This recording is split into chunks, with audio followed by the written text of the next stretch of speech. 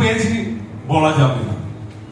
আর তদ্গতি সম্পন্ন মানে আমরা পাঠ করি সত্যানুসরণে, বারবার ইদানিং আচার্যদেব সে কথাটা বলেন কি, আমার ঠাকুরত্ব না জাগলে ঠাকুরও নেই, কেন্দ্র নেই, ধোঁকা দিলে পেতে হবে। তা ঠাকুরত্ব জিনিসটা কি আমি প্রথমবার বুঝতে পারলাম একবার কর্মী সম্মেলনে পরম পূজ্যপাদ আচার্যদেব বললেন, আমি যে অবস্থায় থাকি, যেখানে থাকি, যে পরিবেশে থাকি, আমার জায়গা শ্রী শ্রী ঠাকুর থাকলে যা করতেন, আমি যদি সেটা করতে পারি বা পারার চেষ্টা করি, তখন আমার ভিতরে ঠাকুরত্ব জেগেছে বা জাগার চেষ্টা হচ্ছে। ঠাকুরের প্রেমের কথা, প্রীতির কথা, এইরকম কোন এই ধরাধামে এইরকম ভালোবাসার ব্যক্তিত্ব প্রকাশ কোনদিনই কেউ কোন সাহিত্যকারও করতে পারেনি। যিনি বলতে পারেন একটা মানুষের বিনিময়ে আমি পুরো সাম্রাজ্য ত্যাগ করতে পারি, সেটা তিনি করে দেখালেন। তিনি বলছেন, একজন ঠাকুরকে বলছেন, আপনার আশেপাশে এইসব চিন্তা চেঁচামেচি করতে থাকে, কত সায়েন্স রিসার্চের কথাগুলো হয়, এদের একটু দাঁড়িয়ে দিলে হয়। ঠাকুর বলছেন, আমি পাত্রে ফুটো দেখছি, তাও আপনি জল দিয়ে যাচ্ছি, এক না একদিন জল দিতে দিতে শ্যাওলা পড়বে, তার সে পাত্রের মধ্যে জল। একদিন হাজার মেন্দা ঠাকুরের ভক্ত, তিনি ঠাকুরের কথায় উদ্বুদ্ধ হয়ে বলছেন, এইরকম পিটিয়ে আমরা বিশ্ব জয় করব, দুইবার বললেন। ঠাকুর শুনে বলছেন, ওই যে একটা লোক, একটা নোংরা দাড়ি টাড়ি একদম বিধ্বস্ত অবস্থার মধ্যে একটা লোক কোনায় বসেছিল, যাকে দেখলে ঘৃণা পায়, ওইটাকে জয় করবে? আর ঠাকুর বলেছেন, হাজার মেন্দা তার কাছে গেছে, সে গায়ে গন্ধ, চুল অবিন্যস্ত, তাকে নিয়ে নিজের ঘরে রেখেছেন।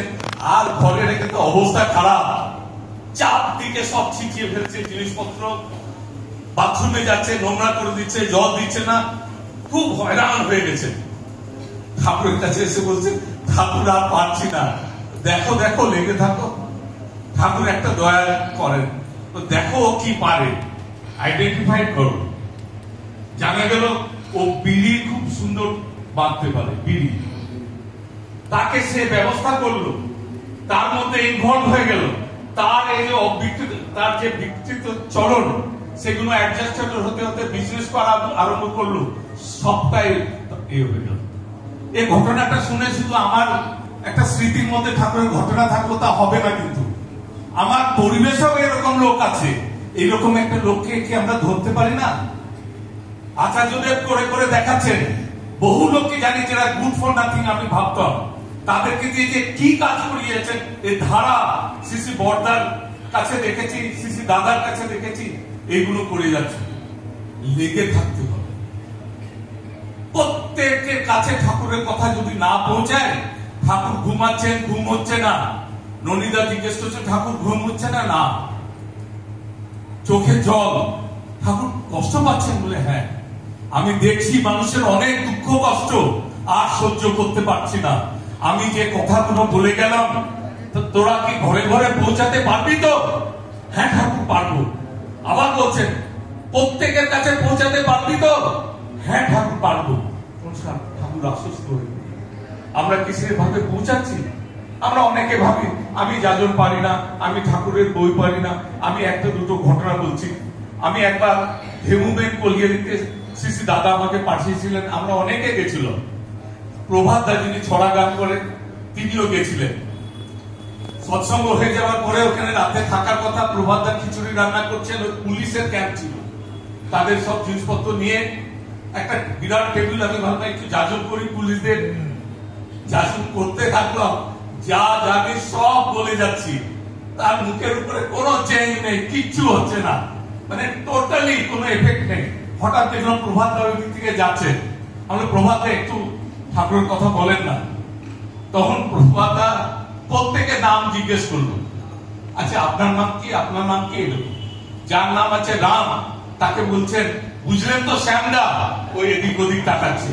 আবার যার নামে শ্যাম, তাকে বুঝলেন তো যদুদা, এদিক ওদিক তাকাচ্ছে। আমি তো আপনাকে বলছি আমার নাম তো রাম, শ্যাম নয়।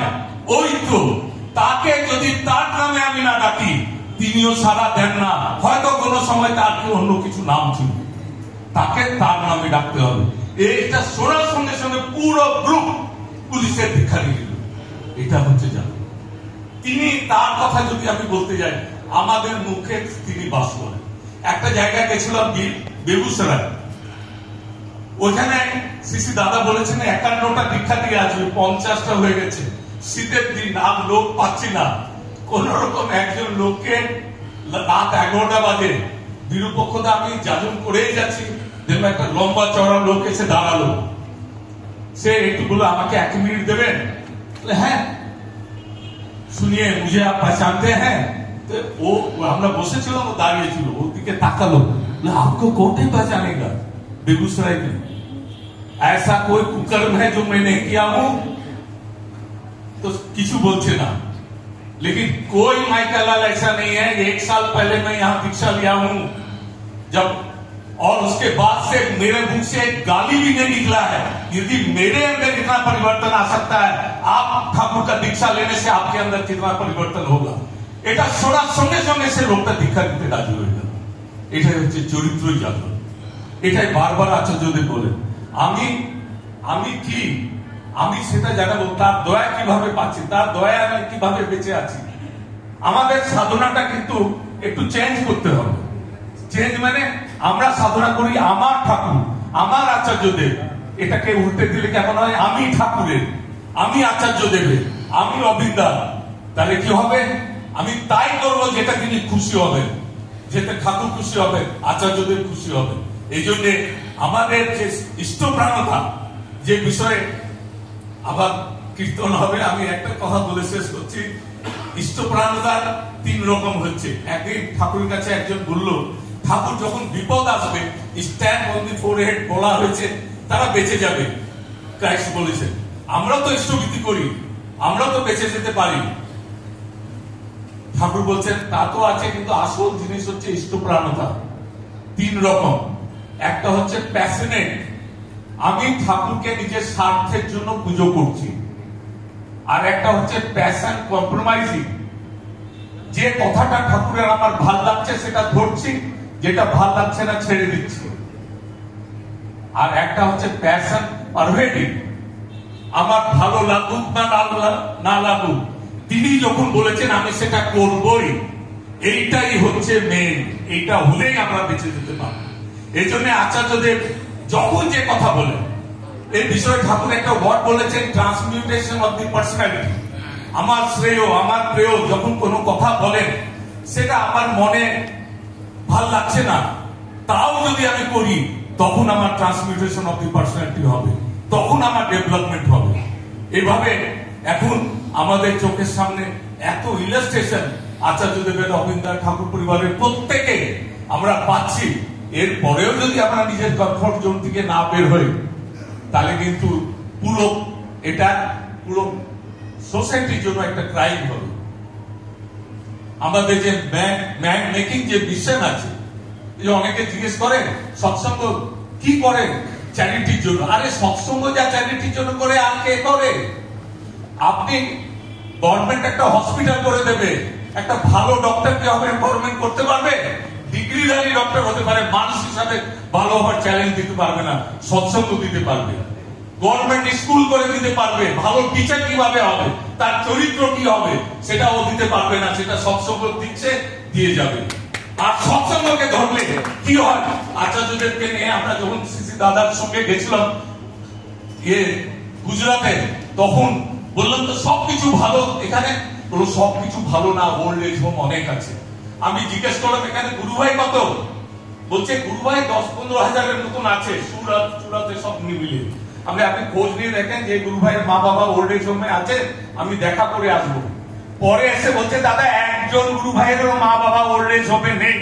This is the contribution of Satsang, this is the contribution of Shri Thakur and Acharyadev to the society.